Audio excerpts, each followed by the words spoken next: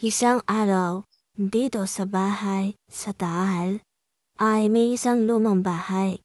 Alas 10 ng umaga, at ang mga nakatira ay naghahanda para sa isang malaking tiging.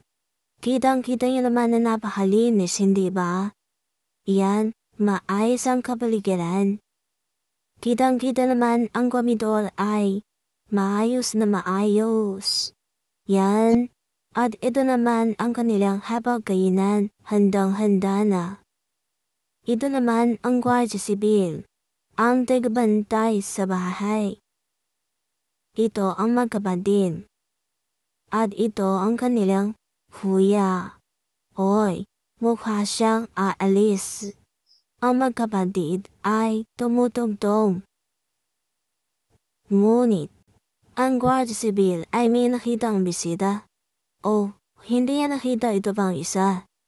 Ito pala ang kaibigan ng isang kapatid. Oh, hindi ba? Nakita niyang bigla at niyapos niya to.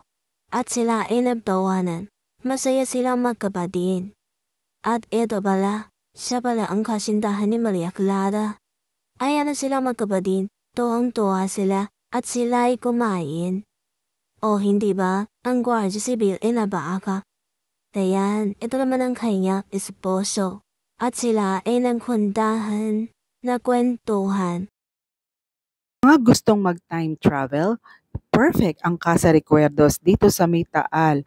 Malapit lang siya sa Basilica Taal. At makikita nyo ay ang lumang bahay na ito ay perfect sa inyong mga time travel photoshoots. Yan.